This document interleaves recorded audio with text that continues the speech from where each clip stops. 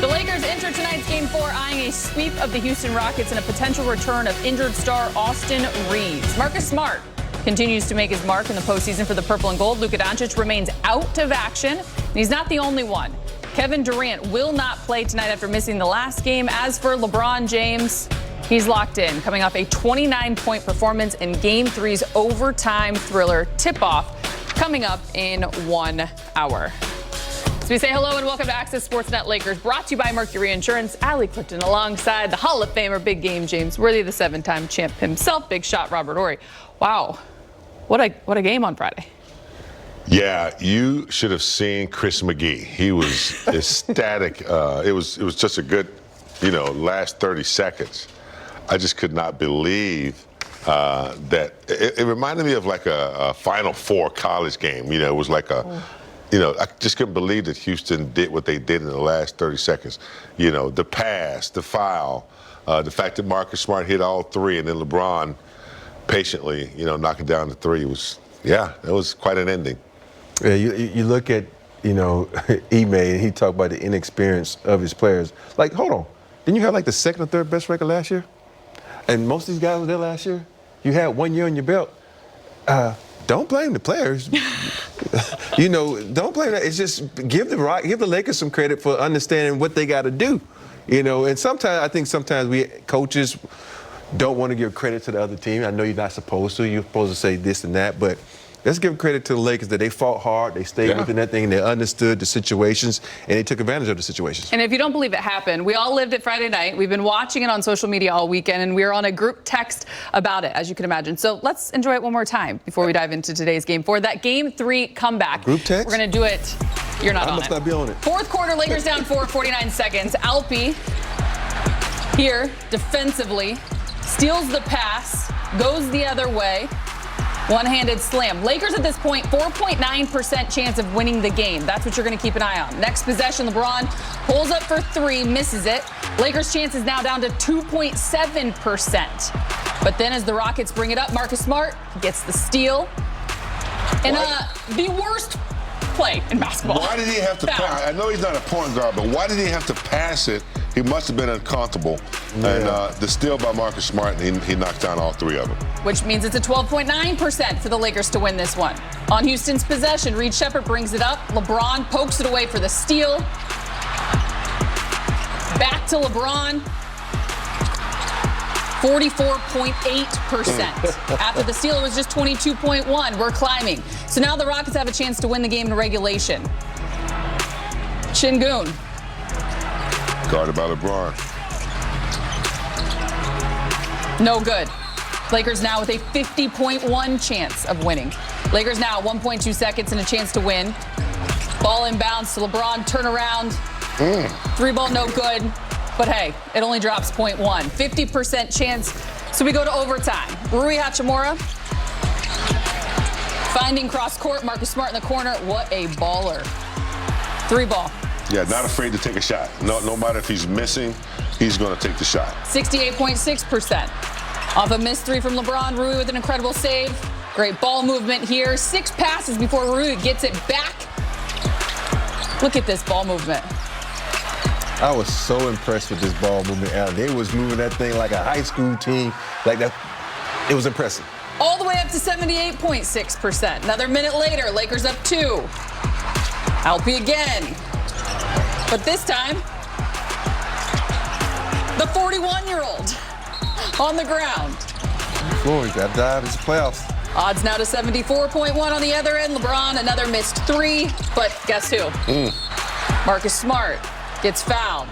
After his free throws, Lakers odd 85.5%. 35 seconds left. Houston down 6.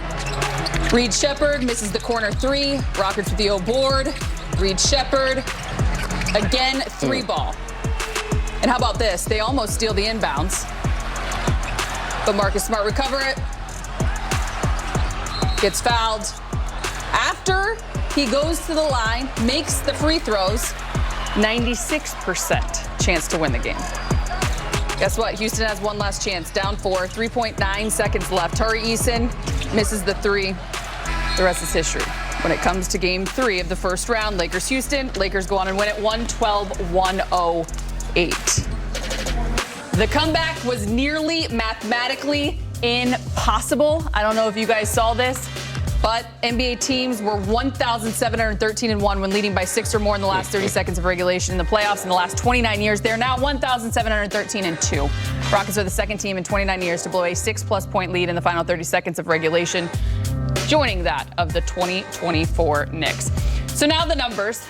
There's so many numbers that you have to focus on. I'll give you a simple one. 159-0.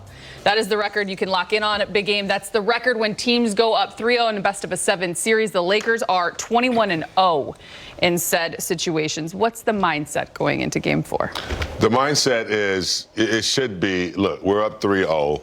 Let's not take a relaxation moment just because we're up 3-0. Let's go ahead and finish the job.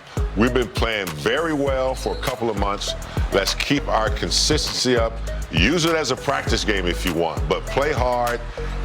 It's so hard to come back from a 0-3 deficit. If you just, punch them really hard early, they'll go to sleep. So I think they need to go ahead and do that.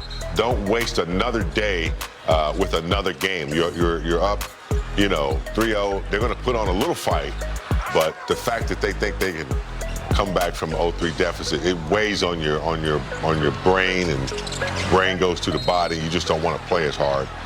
So get it done. Yeah, when you're a young team like this, you're going to say, we don't want to get swept. The first thing they're going to do, they're going to come out with a lot of energy. And as the Lakers, you're going to get punched in the mouth in the beginning, because that's just how it is, because the team doesn't want to get swept.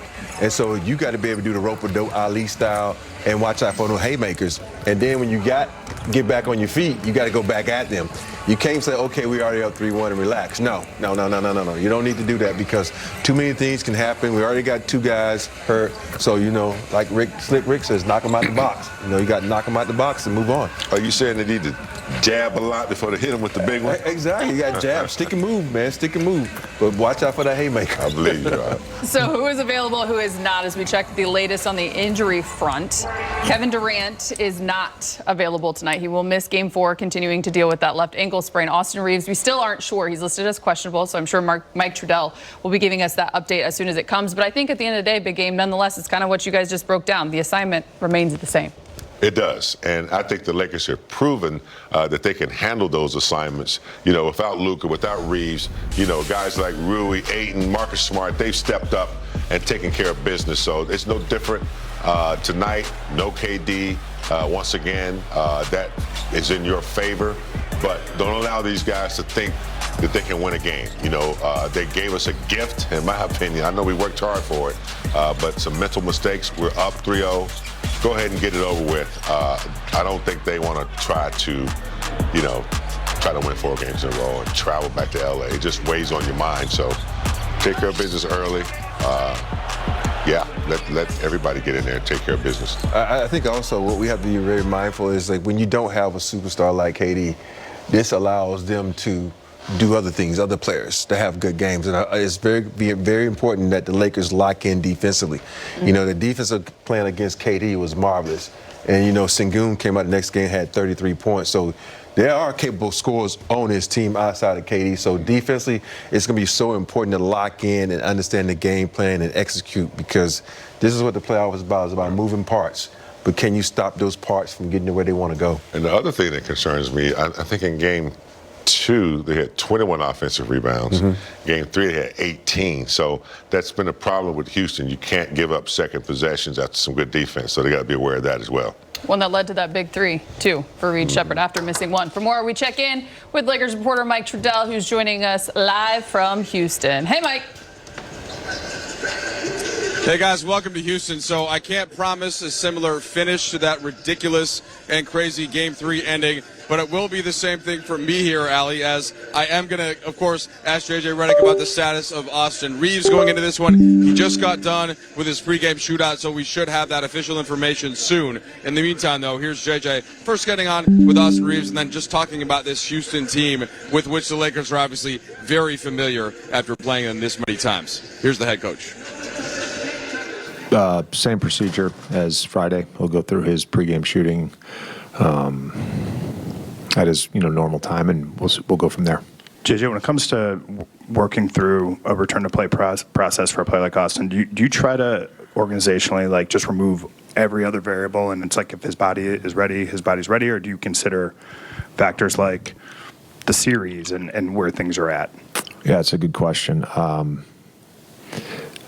think it's fair to consider everything. Austin and I had a conversation yesterday for a long time, and I think ultimately the athlete has to feel confidence, and that's always the final hurdle coming back from an injury, is the psychological component of it. Especially with Durant out, Houston's been going with basically the same 5 guys, maybe a couple minutes here or there from the bench. How much does familiarity come into play in a series like this, where the players and the staff is obviously just kind of knows what the other team is going to do, but it's trying to find the margins within that? Yeah, I mean, you can kind of see what happens as you get later in the series. Sometimes you can have a breakthrough. Other times you can end up having Cleveland, Toronto. I've been in enough series as a player. You get 4, 5, 6 games into a series, like it's can be hard to score, and I think they've made some small adjustments. They did adjust throughout the game in Game 3, so I think for us on both ends, it's not that familiarity helps you, but it's a challenge. Yeah, I mean, that's a good point that JJ makes, right? Especially in that second half offensively for the Lakers, which was a little bit of a slog. Part of that because Houston's starting 5, which, again, they mostly played between 42 and 48 minutes, including the overtime. They know what the Lakers want to do at this point, so what else can be introduced in this one, or can they just execute a little bit better than they did in that one? And if so, they'll come out with a win here in Game 4. Sounds good. Thanks so much, Mike Trudell. We will talk to you later in the show. We're heading to break. Lakers and Rockets tip things off. Game 4 is at 6:30. Luke Kennard getting warmed up for tonight's game. He scored 14 points in the Lakers' Game 3 win. We'll see how he performs tonight. The lefty is averaging 21, shooting 53% from deep in the first 3 games of this series. Plus, Marcus Smart.